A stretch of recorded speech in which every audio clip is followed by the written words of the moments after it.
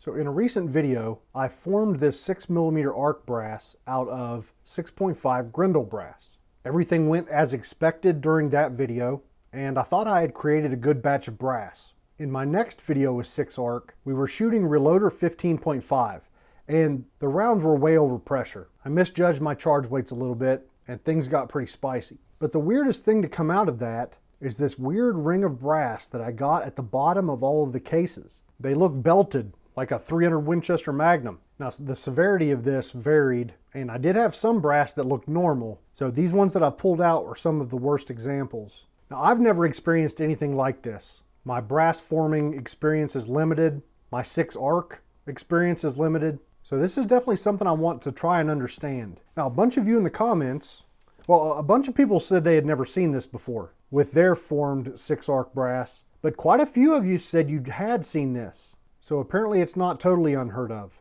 Now, they're not very pretty, but I did try and create some cutout cases so we can have a look at what's going on.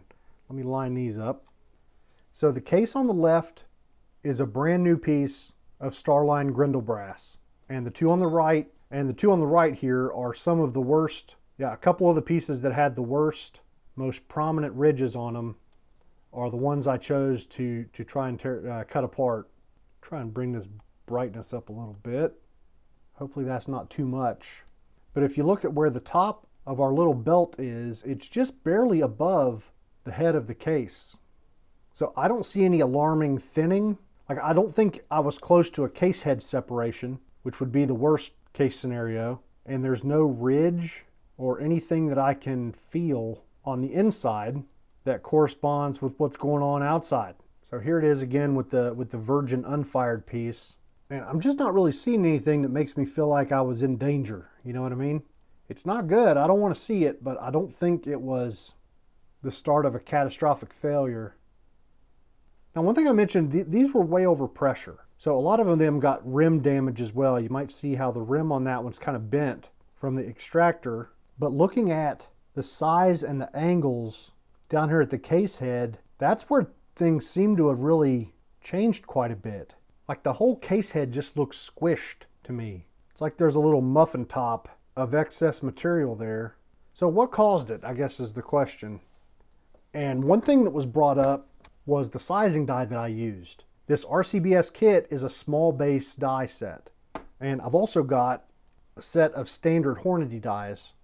But the RCBS is what we used in that forming video. So today I want to form some with the Hornady die and see if we get the same result. So if we take the two sizing dies, I was measuring a little bit earlier, and there's definitely a measurable distance here right at the end of the die. So the RCBS looks like it's about 434.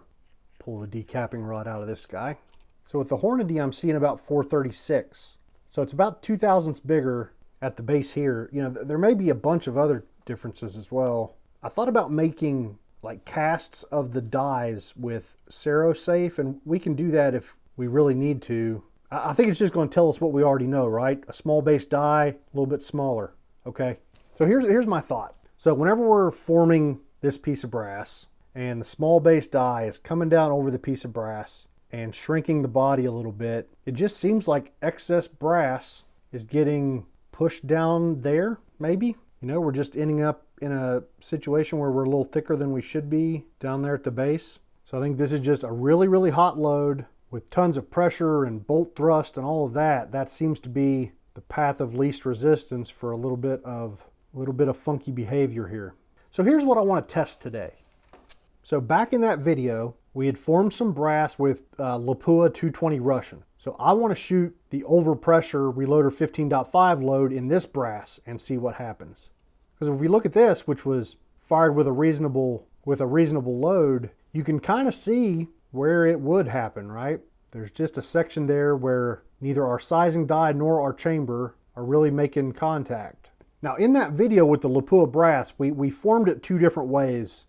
This one with the F, we had created a false shoulder. So we had oversized the neck and created a false shoulder. And the other pieces of Lapua, we had just loaded them really long and jammed the bullet into the rifling. Go back and watch that video. It was a lot of fun. So I want to try both of those. Unfortunately, the other one, I had 2 pieces with the false shoulder with the F on them, and then 2 pieces without. And whenever I was wiping these off for this video, I forgot to put the F back on one of them. But hey, at least we've got one example where I know this one was formed with a false shoulder. So I don't know, maybe we'll see some difference between those. Probably not. Here's a couple pieces that we formed with 762 by 39 brass. And these show the early signs even more. I mean, they actually do have a little ridge there, don't they? Let's check the other one. Same exact deal. So I want to load those up and try shooting those. And then I pulled out some other 6.5 Grendel brass to try. So I want to form some with the Hornady sizing die, and we'll do the star line just like we did in that previous video. But I also want to try some Hornady Grendel, Hornady 6.5 Grendel brass, and also some Lapua 6.5 Grendel brass. So 3 brands to try with the Hornady die, 6 more pieces that I just want to load up and shoot to see what happens. And maybe that'll give us some more information to work from. All right, so I pulled the decapping and expanding assembly, I should say. Pulled it out. The decapping pin's not going to fit through the flash hole of the Lapua brass anyway. And we'll use an expanding mandrel because that's what I did in the forming video I made, right? Just keep the procedure the same. I've got my gun right here, so I basically just want to size it until it fits in the gun. So let's try that. It's making a little bit of contact with the shell holder, but pretty light. I'm going to use some Imperial sizing die wax, and let's see what happens.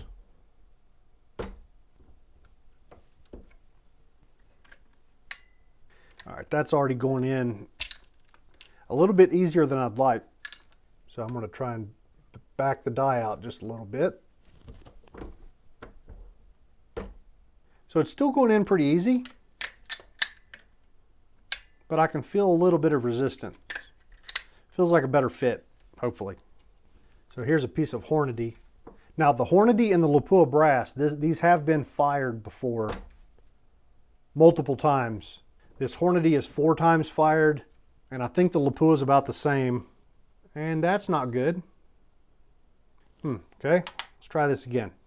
Now we did run into that problem trying to take 762 by 39 brass directly to 6 arc, but we didn't have that problem taking anything from Grendel to arc. Yep, that one did the same thing. Let me try a piece of Lapua.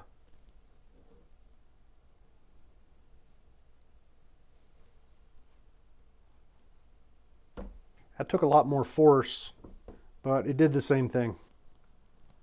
I might need to anneal these better. Or maybe I screwed up the anneal because I just grabbed a torch and hit them for a couple seconds. Let me think about this. All right, first let's try a piece that has not been annealed. This is the Hornady. So this is like Hornady 4 times fired. I might have annealed these already, perhaps.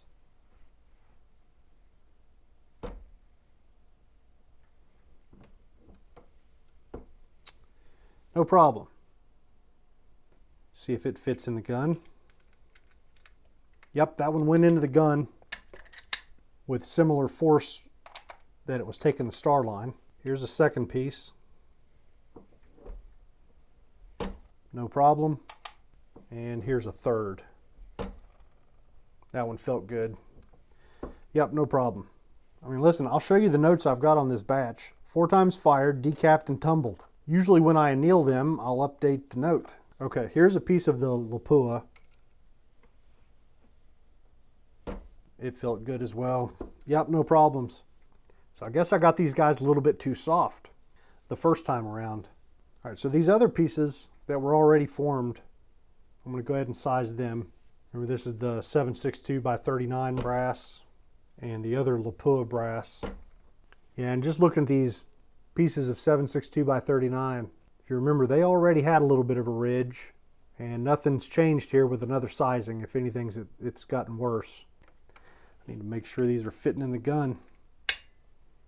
Yep, just barely. Before you start blaming my cat for all of my injuries, I've been clearing brush this week. Hands are all torn up.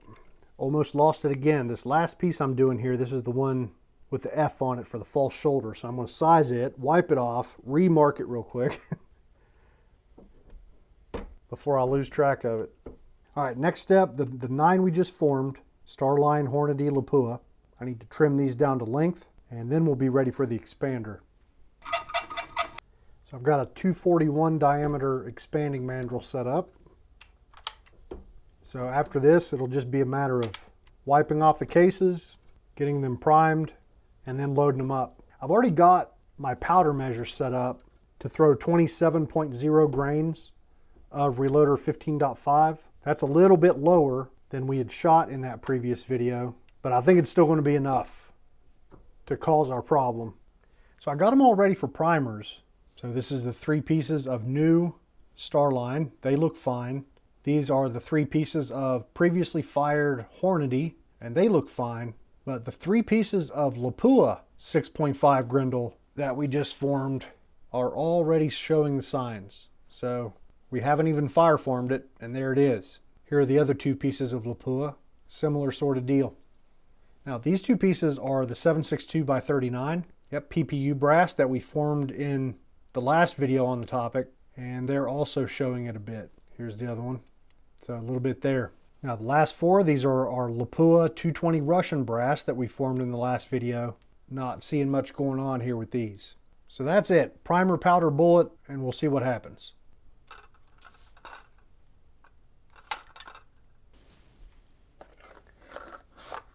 So I've run out of the 108 grain Hornady ELD match bullets. I've got some of the 103 grain ELDX, but looking at the numbers, I'm going to shoot the 107 grain Sierra Match King instead. The jump numbers are about the same as the 108, and obviously the weight is just about the same. So that's what we'll go with. So I'm going to use a Hornady seating die with the seating stem for the 108 grain ELD match. That should work. And I've still got a few loaded rounds from that last video that were over pressure. I'm going to use this to get us in the right ballpark. Different bullet, but it should be pretty close. Yeah, I'll back off like 40 thousandths from where this one was. Hopefully that's plenty for the Match King. I'm going to go right around 2.260. So I'm about 60 thousandths long. So that should be good enough right there. 2.258, looks good. Okay, 15 shots ready to shoot, labeled and everything. Let's go out and play in the snow.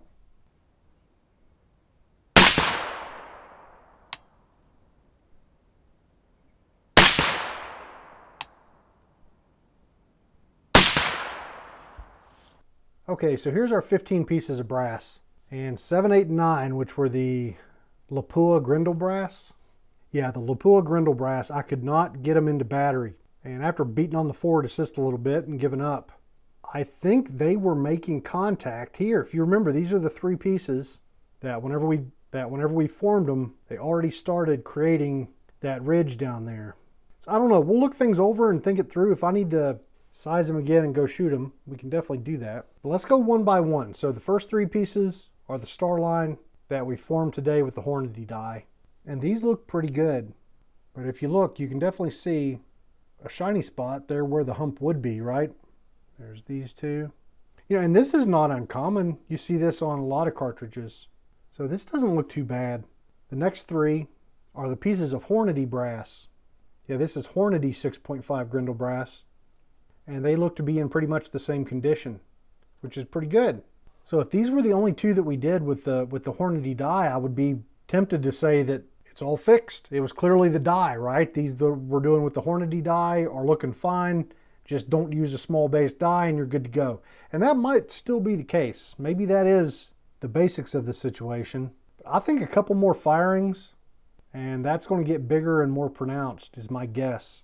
So then we have our 3 pieces of Lapua that I wasn't able to fire, and they came out of the die with a prominent ridge, which honestly, you know, maybe it just has to do with the age of the brass. Like I said, this has been fired multiple times as Grendel before we tried to form it, and I already proved earlier with those crushed shoulders that my annealing had caused some unexpected crap. These weren't annealed. So I don't know, I'm talking in circles, not making any point, but all right, next is the 7.62 by 39 brass. And have a look at that right there. We popped a primer. So a couple things. In the previous video, we found that the 7.62 by 39 brass had the smallest case capacity. So I probably got higher pressure with these than any of the others. Plus you throw in a large primer and pressure was way up there. And just looking at one of our previous, this is actually one of the ones I cut in half.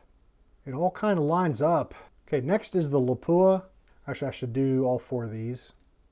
This is the, yeah, so this piece of Lapua is the one with the F on it. So this was formed with a false shoulder in the previous video. Yep, Lapua 220 Russian. You can definitely see the beginnings of it, I think. Yeah, it looks like this piece right here is the worst. Yep, just enough to feel with your fingernail. So where does this leave us? I can't really say that I've come to any conclusions here. Going by the first 6 shots, it makes me think you might have better luck with a standard die versus a small base die. I just have a feeling this is going to be something I'm going to be chasing.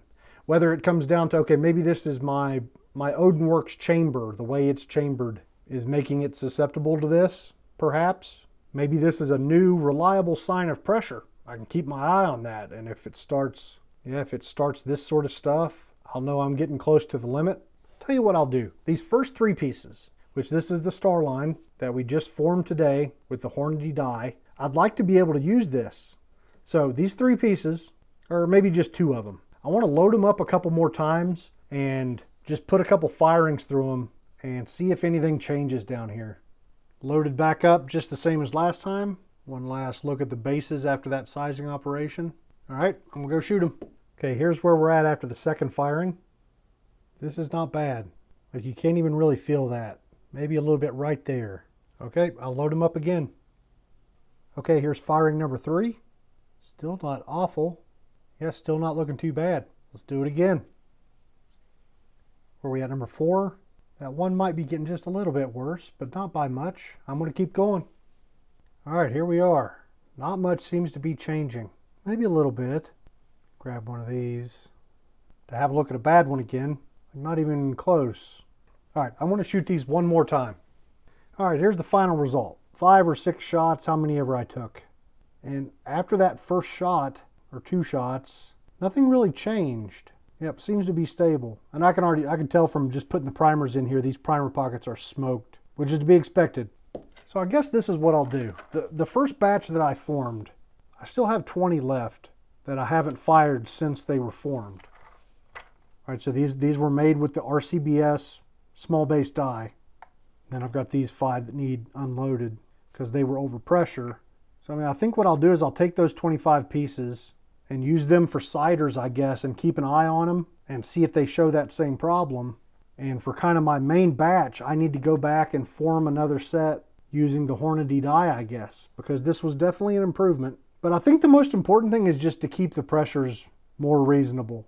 I mean, just like my test today, shooting in that 7.62x39 brass, like that's not good. How about I just avoid this? How about I just avoid high pressure? Keep things reasonable, and then I'll probably never see this problem again. But I'm always going to keep it in mind. Whenever I'm checking for all of the normal warning signs, I'm always going to be checking there a little bit closer now when it comes to the arc. I mean, maybe that'll be a reliable indicator that pressures are starting to go crazy. I don't know. Well, we didn't really accomplish much today, but I just didn't want to go forward without investigating this a little bit. The whole situation has made me much more likely to buy some 6 arc brass the next time I see it. As somebody that shoots the Grendel, my plan was just to keep Grendel brass around, and whenever I need arc brass, I just make some. But if this proves to be something I'm going to have to fight a lot, I'll probably just drop it and shoot 6 arc head stamped brass whenever I possibly can.